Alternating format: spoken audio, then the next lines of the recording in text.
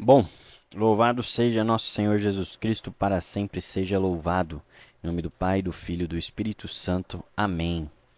Vamos lá, meu querido amigo católico. Hoje eu tô testando um ângulo diferente aqui. Aí, dependendo do que você achar, você comenta aí para ver se esse ângulo fica legal, se melhora o celular aqui em cima. O fone, eu até gostei do outro vídeo que eu gastei, do outro vídeo que eu gravei. Na edição ficou relativamente bom. Só que aí eu ia gravar esse vídeo aqui agora, adivinha? Descarregou. É a vida. Fazer o quê?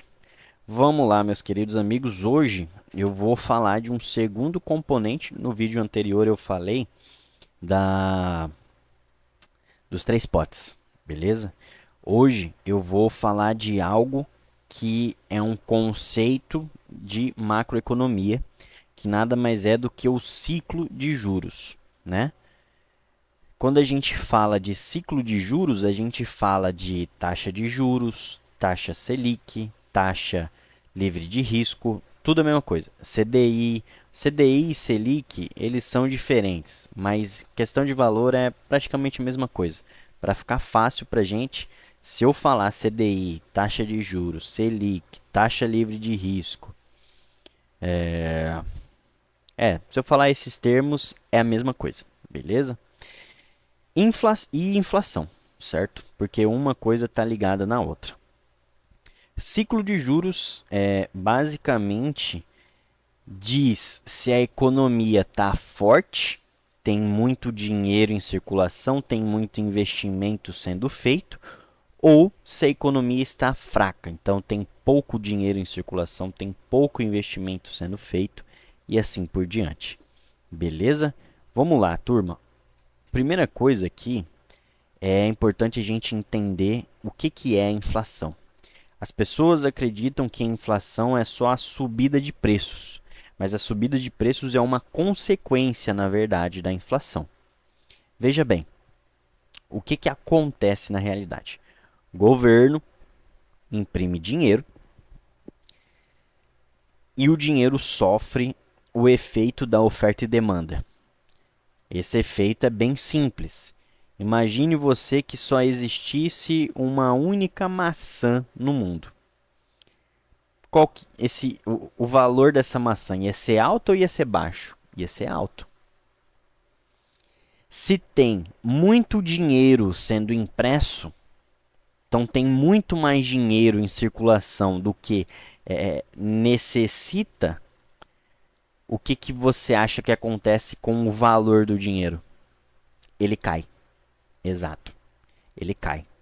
Então tem uma oferta monetária alta, que a gente fala, ou seja, muito dinheiro em circulação, e aí o dinheiro fica desvalorizado. Então você precisa de mais dinheiro para comprar uma mesma coisa que você comprava com menos dinheiro no passado. Tem uma frase muito interessante, no caso direcionado para os americanos, que tem uma inflação muito menor do que a gente, mas essa frase é de um americano, onde ele fala bem assim: os americanos estão ficando mais fortes. Porque antigamente você precisaria ter um carrinho, alguma coisa. Se você fosse no mercado com US$ 10, você precisaria de um carrinho, alguma coisa, para te ajudar a trazer para sua casa as suas compras. Hoje em dia, uma simples criança consegue ir com US$ 10 no mercado e trazer todas as compras, tá? Então esse é o efeito da inflação. Isso é a inflação. E aí, para fazer uma contraparte, vem a Selic. O que é a Selic, a taxa de juros? Ela nada mais é do que o preço do dinheiro. Para ficar fácil de você entender, tá? Formalmente não é isso, mas é para ficar fácil para você. Por que o preço do dinheiro? Vamos lá. A inflação está alta, o dinheiro está desvalorizado. O governo, através do Copom, ele eleva a taxa de juros gradualmente.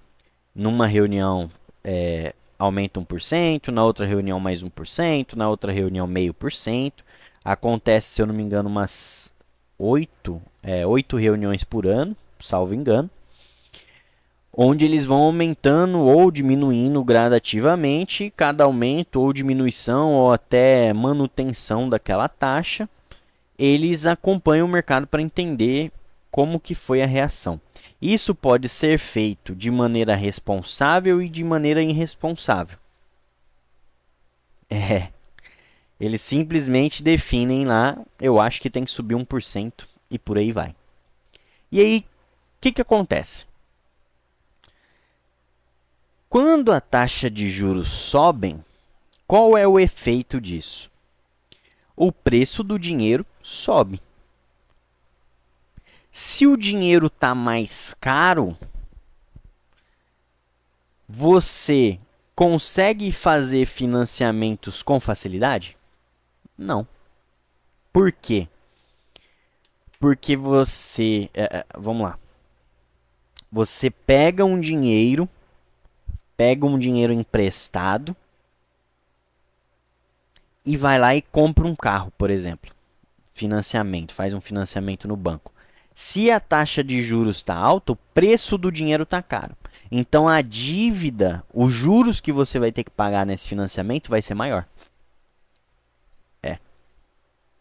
Isso aí. Então, preço do dinheiro sobe, os juros sobem. Financiamentos e investimentos secam. Por quê? Porque as pessoas pegam empréstimo para investir também, investir nos seus negócios. E ainda que elas pegassem só para consumo, isso também seca, porque a gente acabou de falar. Se tem um número menor de pessoas comprando carros hoje em comparação no passado, a indústria automobilística sofre com isso. Aí eles vão ter que fazer diversas coisas. Eles vão ter que, de repente, diminuir o preço dos carros. Olha aí o dinheiro se valorizando. Porque agora você precisa de menos dinheiro para comprar o mesmo carro do que antigamente. Beleza, pessoal? A moeda se recupera, certo? Ela recupera o valor.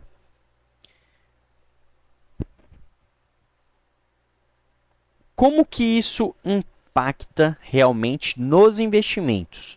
Na sua vida é muito simples. Se o dinheiro fica mais caro, tem menos dinheiro em circulação.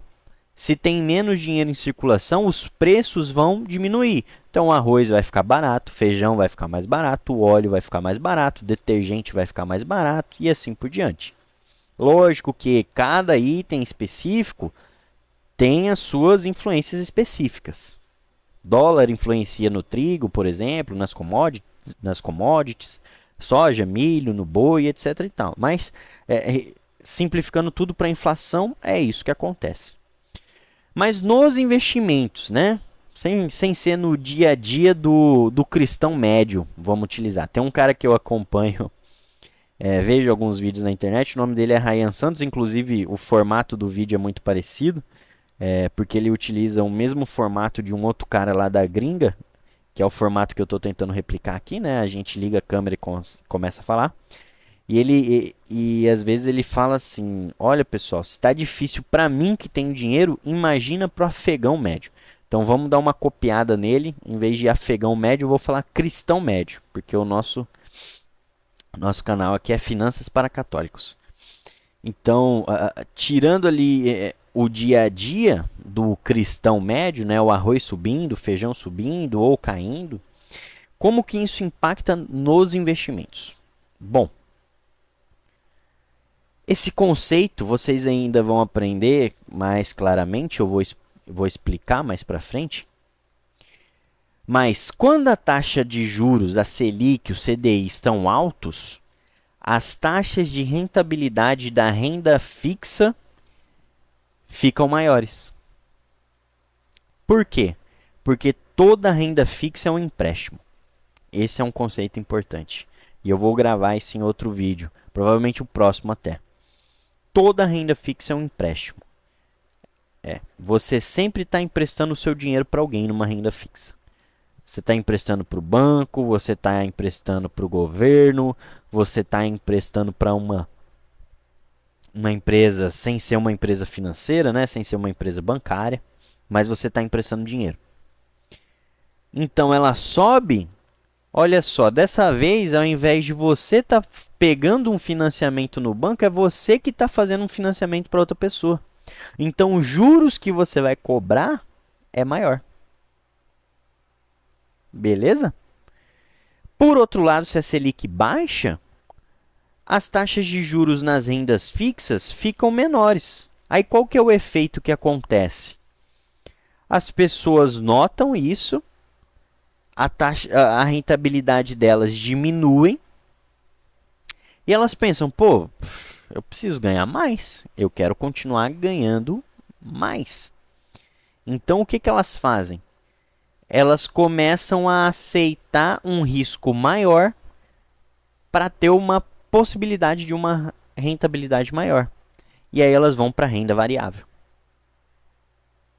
Ações, opções, derivativos, etc. e tal. O mais comum, ações e fundos imobiliários. Tá? Ou até elas pegam esse dinheiro e investem em seus negócios próprios até. Tá? E aí a economia gira. Tá?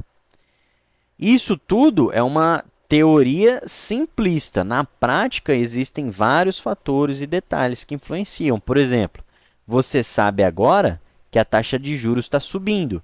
Aí você vai pensar, pô, eu sou um gênio, eu vou investir só em renda fixa. Só que o mercado já antecipou esse movimento.